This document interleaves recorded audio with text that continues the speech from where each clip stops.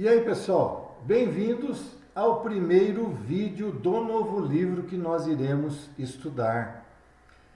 Após várias sugestões, eu resolvi dar continuidade à obra de André Luiz.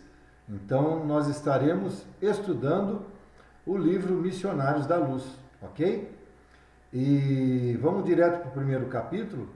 Lembrando o seguinte, gente, nós já fizemos o nosso lar, os mensageiros, e também está chegando aí o nosso Lar 3, né, o filme, que provavelmente não é baseado aqui nos Missionários da Luz, né? E porque o nosso Lar 2, desculpa, deu branco, né? Foi baseado nos Mensageiros, então o nosso Lar 3 é no Missionários da Luz. Então vamos direto para o primeiro capítulo? E é o seguinte, no nosso lar nós tivemos 50 capítulos, mensageiros também, só que eram capítulos mais sucintos. Aqui quer dizer, tanto o nosso lar como os mensageiros foram 50 capítulos, 51 capítulos. No caso dos Missionários da Luz, são 20 capítulos, só que são capítulos muito mais longos, tá bom? Então, sem mais delongas, capítulo 1. O psicógrafo.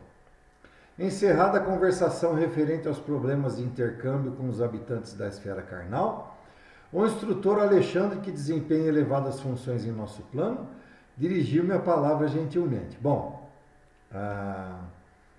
aqui então, no caso o Alexandre, o instrutor Alexandre, né, que ele já diz aqui que desempenha uma função mais dentro da hierarquia espiritual um pouco mais elevada, né?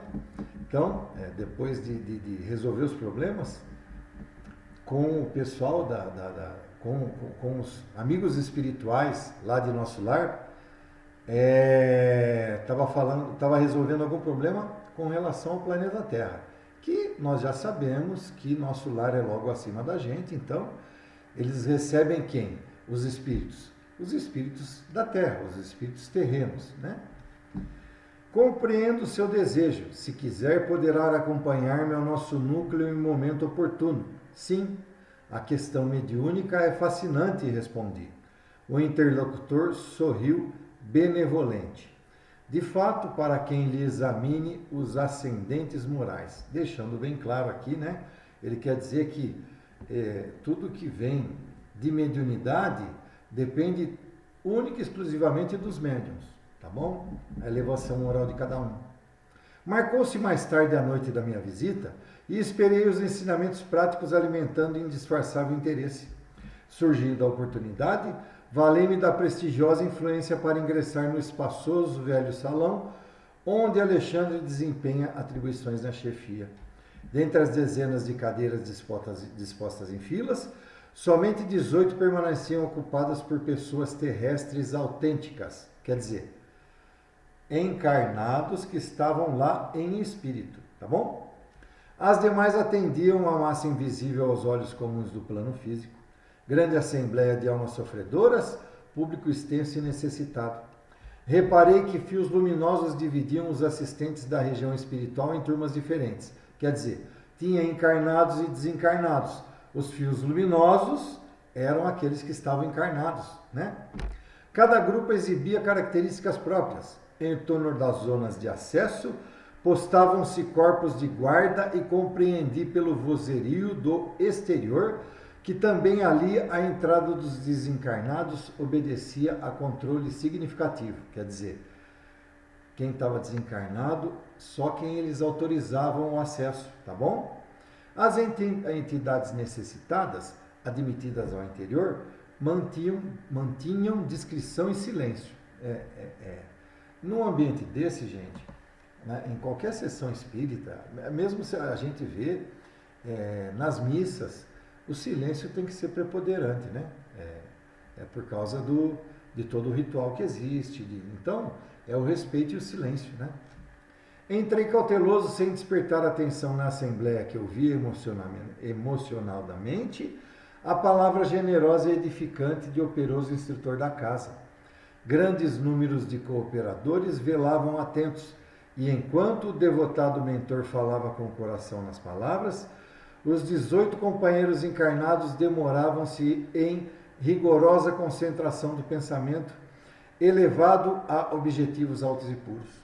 Era belo sentir-lhes a vibração particular. Quer dizer, na realidade, gente, aqueles espíritos de nosso lar designados para essa sessão, eles iam como sustentação.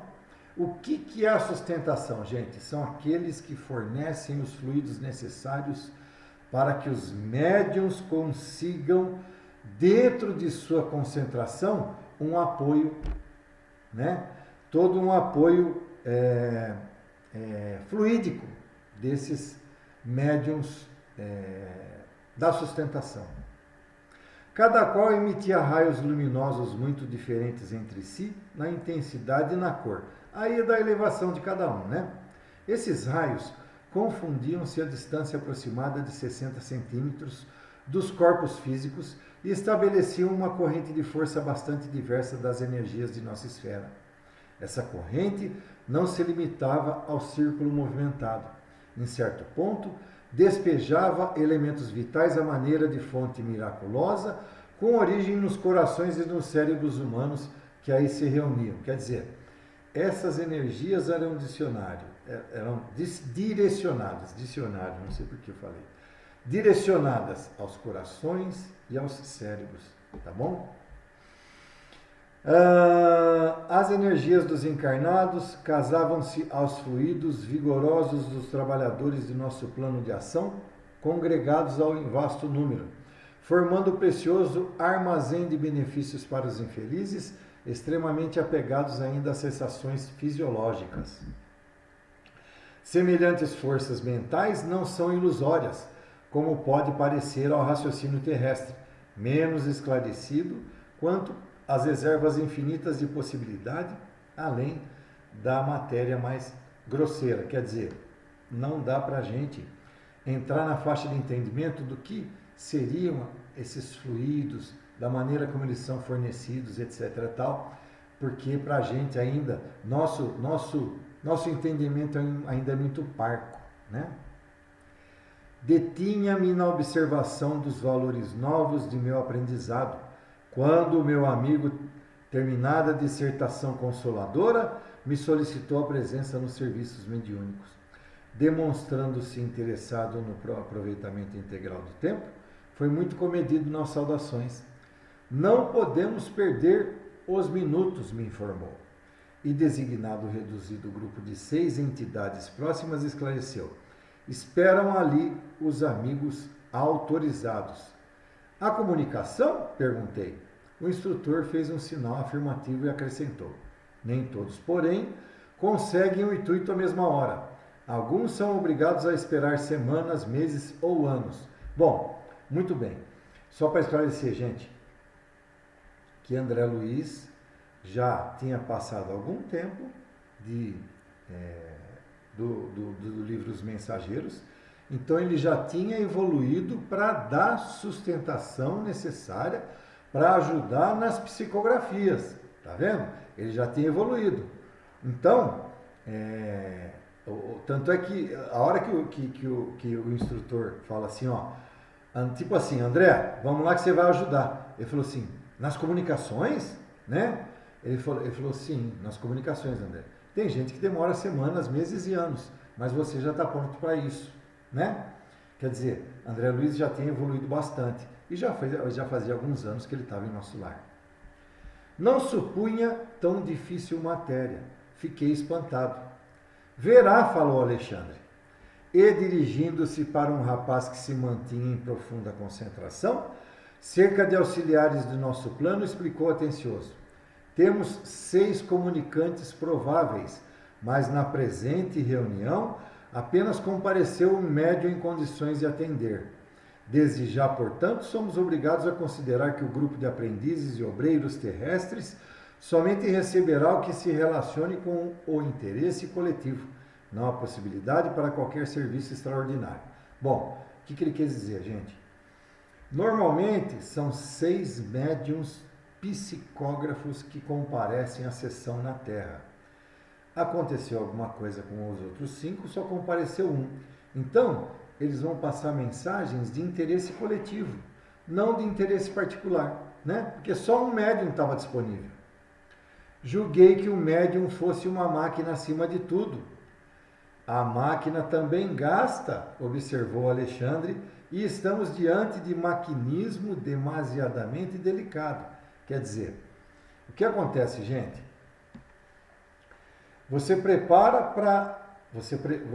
A espiritualidade se prepara para receber 6 médiums psicógrafos. Aparece um. Esse um vai ficar sobrecarregado, é evidente, gente. É evidente. Então, o André Luiz fala, pô, mas eu pensei que o cara fosse uma máquina. Ele falou, não, tudo bem, é uma máquina. Mas essa máquina desgasta, quer dizer, ela fica sobrecarregada. Então, nós vamos precisar dar uma carga nele que ele comporte, não uma sobrecarga, né? Fixando-me a expressão espantadiça, Alexandre continuou. Preliminarmente, devemos reconhecer que nos serviços mediúnicos preponderam os fatores morais. Neste momento, o médium, para ser fiel ao mandato superior, necessita clareza e serenidade como o espelho cristalino de um lago. De um outro modo, as ondas de inquietude perturbariam a projeção de nossa espiritualidade sobre a materialidade terrena, como as águas revoltas não refletem as imagens sublimes do céu e da natureza ambiente. O que Alexandre está dizendo aqui? Que depende muito de como o médium está naquela hora, naquele instante, como ele passou aquele dia. Se todos os problemas do cotidiano dele vão influenciar ele na hora que ele estiver recebendo as mensagens. E isso é o tempo todo, gente. Chico Xavier, já dizia que os médiuns, os bons médiuns, eles filtram, conseguem filtrar, não conseguem filtrar nem 50% das mensagens, das verdadeiras mensagens, né? Que eles filtram menos de 50%, devido a toda a perturbação que o médium passa com os problemas cotidianos que ele tem, né? É um médium encarnado, gente, então acontece disso. E Chico falou isso daí, né? Ele falou que tem médium que filtra 25%, né? Então, um quarto daquilo que ele tem possibilidade, mas que os problemas do dia a dia importam. Chico, ele mesmo, a gente percebe que nas obras, e eu vou tentar chamar a atenção de vocês nessas horas, que tem uma parte dele também, sim. Chico, com toda a aura maravilhosa dele, com toda a elevação moral e espiritual que Chico tinha, você percebe em algumas obras que tem a influência de Chico, sim. Tá bom? Indicando o médium, prosseguiu o orientador com voz firme. Este irmão não é um simples aparelho. É um espírito que deve ser tão livre quanto o nosso e que, a fim de se prestar ao intercâmbio desejado, precisa renunciar a si mesmo, com abnegação e humildade, primeiros fatores na obtenção de acesso à permuta com as regiões mais elevadas. Ou seja, o ego, gente. Se o espírito for com um ego muito elevado, né? Ele esse filtro dele já cai. Chico Xavier caiu no conto do vigário. Daqueles, quem viu o filme da vida de Chico, teve dois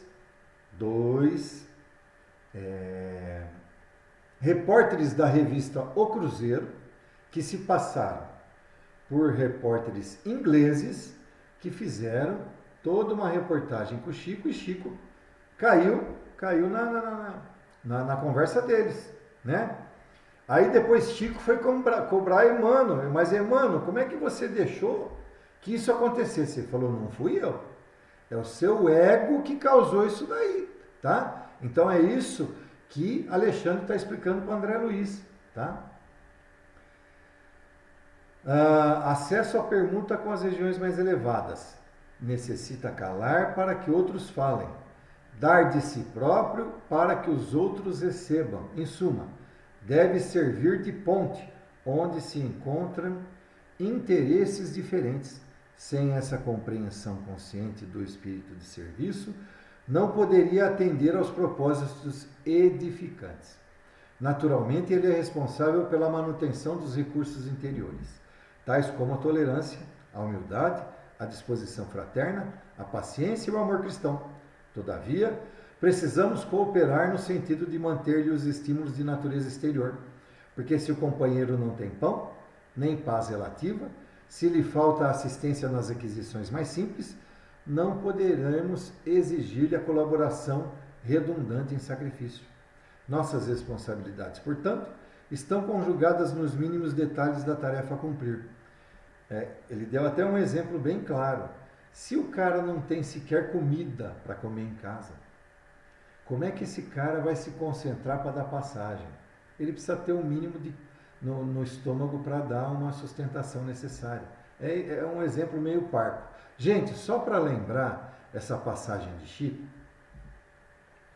a revista Cruzeiro mandou 2 repórteres passarem por repórteres norte-americanos para que Chico fizesse essa entrevista. Um se passou como sendo o tradutor, né, desse norte-americano. E um repórter que sabia inglês fluente entrevistou ele em inglês.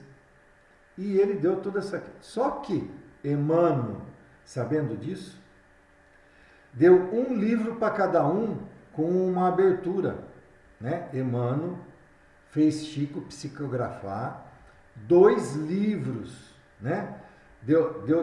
Desculpa, gente. Chico deu de presente para eles 2 livros, um para cada um. Só que na hora de entregar esses livros, Emmanuel psicografou uma mensagem antes, tá? Dizendo que ele sabia que esses repórteres estavam, né, entre parênteses, sacaneando Chico Xavier, entendeu? Aí o que aconteceu? Quando eles conseguiram terminar toda a reportagem, foram para a revista lá fazer tudo e chamar Chico de charlatão, eles viram que Emmanuel tinha psicografado e sabia que eles estavam usando de má fé com Chico. Então, o que eles fizeram na reportagem? Eles reportaram realmente tudo o que Chico escreveu, tá? Só que eles deixaram em aberto a definição de Chico ser um charlatão, porque ao mesmo tempo em que eles conseguiram a reportagem de Chico, enganando o repórter se passando por um norte-americano, né? Ao mesmo tempo, eles viram aquela psicografia que Emmanuel tinha dito a eles que eles estavam usando de má fé contra Chico. Então, a reportagem ficou como inconclusiva, tá bom? Grosso modo falando, tá bom, gente? Quem quiser saber mais sobre isso daí, dá um Google lá, vai lá no oráculo e pergunta isso daí, você vai saber, vocês vão ver a história direitinho. Raiando-me a ideia de que o médium deveria esperar satisfeito a compensação divina, Alexandre ponderou: consideremos, contudo, meu amigo, que ainda nos encontramos em trabalho incompleto. A questão de salário virá depois, né? Quer dizer, a compensação, isso daí virá depois. Nesse ponto da conversação, convidou-me a aproximação do aparelho mediúnico e, colocando-lhe a destra sobre a fonte, exclamou: observe, estamos diante do psicógrafo comum. Antes do trabalho a que se submete neste momento, nossos auxiliares já lhe prepararam as possibilidades para que não se lhe perturbe a saúde física. A transmissão da mensagem não será simplesmente tomar a mão. Há processos intrincados, complexos. Bom, para a gente ter uma ideia do que é difícil, eu vou fazer vocês entenderem isso. Como que se dá psicografia para quem nunca viu, gente? O médium vai lá, se concentra, coloca a caneta em cima do papel, reza, ora, eleva os pensamentos e começa a psicografar, vamos dizer assim, né? A hora que é como se um espírito tomasse a conta dele e começasse a escrever por ele. Mas na realidade ele está transmitindo o que o espírito lhe dita, vamos dizer assim, tá bom? E ante minha profunda curiosidade científica, o orientador ofereceu-me auxílio magnético de sua personalidade vigorosa e passei a observar no corpo do intermediário grande laboratório de forças vibrantes. Quer dizer, o intermediário é o médium, gente, tá? Médium é o medianeiro, aquele que fica no meio, é aquele que vai ser o intermediário entre a espiritualidade e o papel que ele está escrevendo. Então ele percebe o grande laboratório de forças vibrantes, então ele consegue perceber a atuação, né, dos fluidos magnéticos emitidos pela espiritualidade.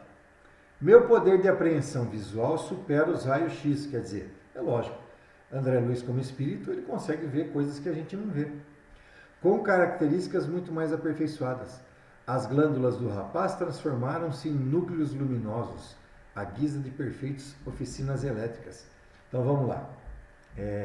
Ele percebe que glândulas, células, começam a receber como que raios, né? Começa a pulsar e viram núcleos luminosos, né?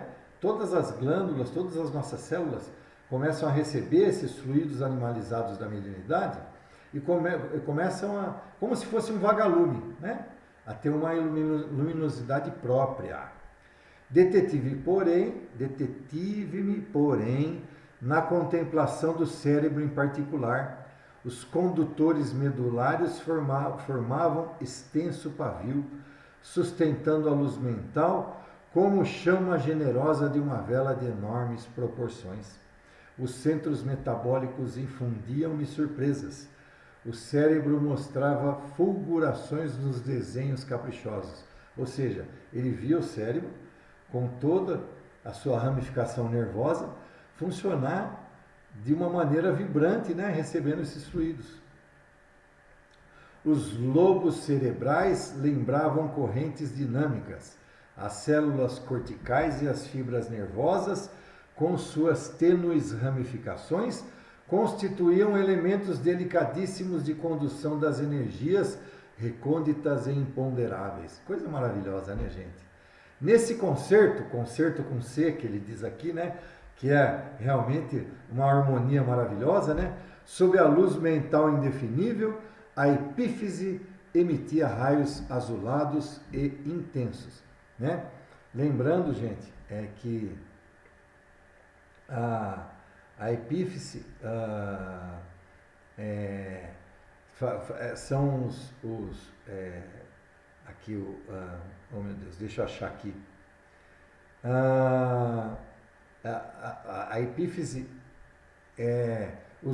fazem parte dos lobos, os lobos cerebrais, tá bom? Desculpa aí a demora de achar aqui. Observação perfeita, indagou o instrutor. Transmitir mensagens de uma esfera para outra no serviço da edificação humana demanda esforço, boa vontade, cooperação e propósito consistente. É natural que o treinamento e a colaboração espontânea do médium facilitem o trabalho. Entretanto, de qualquer modo, o serviço não é automático. Requer muita compreensão, oportunidade e consciência.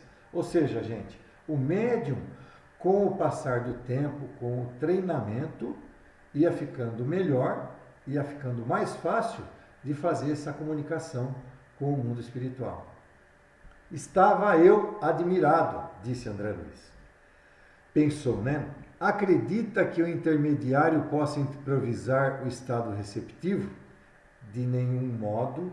A preparação espiritual deve ser incessante. Qualquer incidente pode perturbar-lhe o aparelho sensível, como a pedrada que interrompe o trabalho da válvula receptora. Além disso, a nossa cooperação magnética é fundamental para a execução da tarefa. Examine atentamente. Estamos notando as singularidades do corpo perispiritual.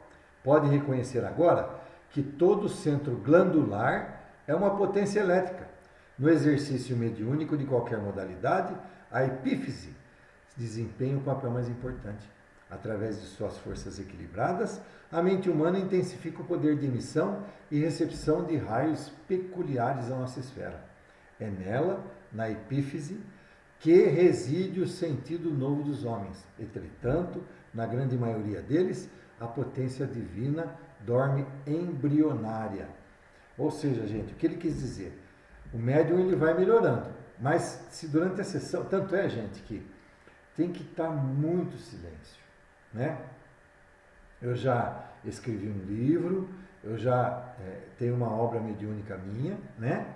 E qualquer barulho que se faça, eu perdia completamente a concentração. Eu tinha que estar num ambiente extremamente silencioso, de preferência eu era de madrugada, entendeu? Onde prepondera o silêncio, tá? É só um exemplo que eu estou dando, o que ele quis dizer aqui, tá? Com o passar do tempo você melhora a mediunidade, mas tem que estar um silêncio absoluto, porque qualquer barulho tira a sua concentração, tá bom? Reconheci que, de fato, a glândula pineal do intermediário expedia luminosidade cada vez mais intensa. Gente, pensa bem, aqui nós estamos falando em termos médicos, epífise, glândula pineal, tá? Deslocando, porém, a sua atenção do cérebro para a máquina corpórea em geral, o orientador prosseguiu.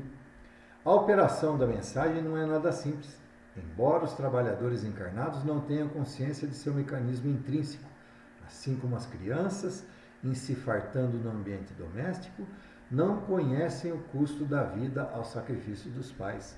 Quer dizer, não adianta, as crianças ainda são ingênuas, mesma coisa o médium, né? Ele vai sair da infância como nós, né? Ele sai da infância, vai para a puberdade e depois vai virar adulto, né? Muito antes da reunião que se efetua, o servidor já foi objeto de nossa atenção especial, para que os pensamentos grosseiros não lhe pesem no campo íntimo. Foi convenientemente ambientado e, ao sentar-se aqui, foi assistido por vários operadores do nosso plano. Assim como, gente, todas as reuniões mediúnicas, todo vamos dizer assim, o centro espírita, né? O ambiente, os espíritos vão lá e preparam um ambiente bem antes da chegada dos encarnados, para que o ambiente fique propício, né? Para que os médiuns e aqueles assistentes que vão lá para assistir a sessão mediúnica, aqueles que vão trabalhar, aqueles que vão ver a palestra, para o palestrante, para os trabalhadores, trabalharem numa faixa vibratória bem bacana. Tanto é, gente, que vocês podem perceber que vocês entrando no centro espírita, vocês começam a bocejar, ou no centro espírita, ou na igreja, tá? Que o ambiente está todo preparado, você começa a bocejar. O que é o bocejo, gente? É você expelindo tudo aquilo de ruim que você absorveu durante o dia. Então, é absolutamente normal, né? Você chegar no centro espírita, você chegar numa igreja, num templo, né? Você começar a bocejar. É absolutamente normal, tá? O sistema nervoso simpático, mormente, o campo autônomo do coração, recebeu auxílios enérgicos e o sistema nervoso central foi convenientemente atendido para que não se comprometa a saúde do trabalhador de boa vontade. O vago foi defendido por nossa influenciação contra qualquer choque das vísceras. As glândulas suprarrenais receberam acréscimo de energia para que se verifique acelerada produção de adrenalina, de que precisamos para atender ao dispêndio eventual das reservas nervosas. Então, gente, o médium, ele é preparado o dia todo para fazer aquele trabalho. Você entendeu? A espiritualidade trabalha para que ele vá à sessão e consiga fazer o trabalho a contento, né? Para que a espiritualidade possa passar todas as mensagens necessárias a esse querido médium, né? Seja ele, no caso aqui, está falando em psicografia, tá bom? Mas nós temos os médios de psicofonia, que são aqueles que recebem os nossos irmãos, né? Para dar as mensagens, ou até mesmo os obsessores, aqueles mentores espirituais. Então são chamados os médios de psicofonia, tá bom? Nesse instante, vi que o médium parecia quase desencarnado, quer dizer, O médium se preparou tão bem que é como se ele tivesse, o espírito dele se tivesse se desvencilhando do corpo material. Então parecia que ele parecia um desencarnado. Suas expressões grosseiras de carne haviam desaparecido ao meu olhar. Tamanha a intensidade da luz que o cercava, oriundo de seus centros perispirituais. Olha que coisa maravilhosa, gente.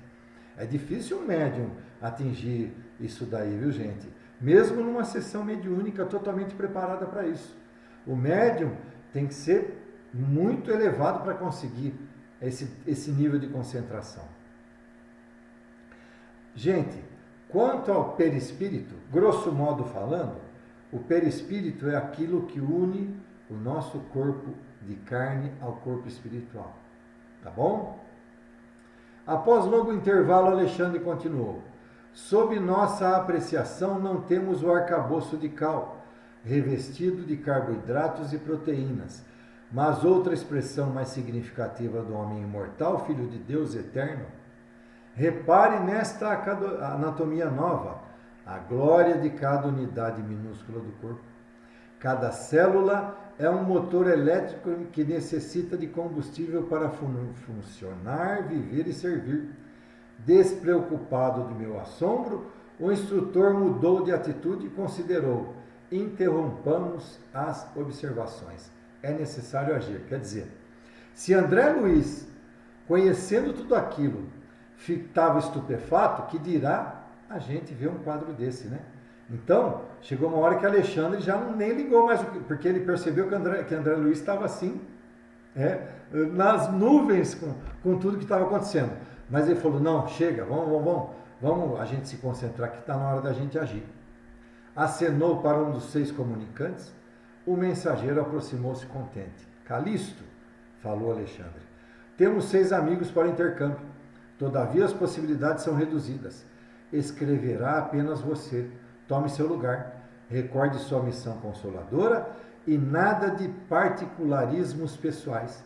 A oportunidade é limitadíssima e devemos considerar o interesse de todos. Bom, então, tinham 6 médiuns. Como só tinha um, lá, lembra que faltaram 5? Como só tinha um encarnado, o Calixto foi o responsável. E ele chama atenção. Você não vai psicografar nada de particular. Dê uma mensagem que faça bem à comunidade, né? Depois de cumprimentar-nos ligeiramente, Calixto postou-se ao lado do médium, que o recebeu com evidente sinal de alegria. Enlaçou-o com o braço esquerdo e, alcançando a mão até o cérebro do rapaz, tocava-lhe o centro da memória com a ponta dos dedos, como a recolher o material de lembranças do companheiro. Pouco a pouco vi que a luz mental do comunicante se misturava às irradiações do trabalhador encarnado. A zona motora do médium adquiriu outra cor e outra luminosidade. Alexandre aproximou-se da dupla em serviço e colocou a destra sobre a lóbula frontal da colaboradora humano, como a controlar as fibras inibidoras, evitando, quando possível, as interferências do aparelho mediúnico.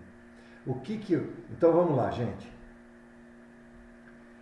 O médium se concentrou na terra, o espírito dele estava lá na sessão mediúnica, elevado, em nosso lar. Calixto, o espírito, abraçou com o braço esquerdo, colocou a mão em sua cabeça e começou a fornecer informações através do cérebro perispiritual do médium. Olha que coisa maravilhosa, gente. Como que a espiritualidade age sobre a gente, né? Calixto mostrava enorme alegria no semblante, feliz de servo que se regozija com as bênçãos do trabalho e, dando sinais de profunda gratidão ao Senhor, começou a escrever, apossando-se do braço do companheiro e iniciando o serviço com as belas palavras: a paz de Jesus seja convosco. Fim do 1º capítulo. Então, gente, vocês viram que realmente o capítulo é um pouco mais longo, os vídeos serão mais longos, mas, poxa vida, quanta coisa que a gente já aprendeu aqui, não é mesmo? Muito bem, minha gente. Desculpem mais uma vez todos os meus erros, os meus brancos, enfim, né? Eu não edito os vídeos, está aí todo o conteúdo para vocês do primeiro capítulo do livro Missionários da Luz. Vamos lá, curtam, compartilhem, inscrevam-se no canal e compartilhem com o maior número de pessoas possíveis para que cada vez mais essa nossa querida doutrina fique cada vez mais conhecida. Um abraço a todos e até o próximo capítulo.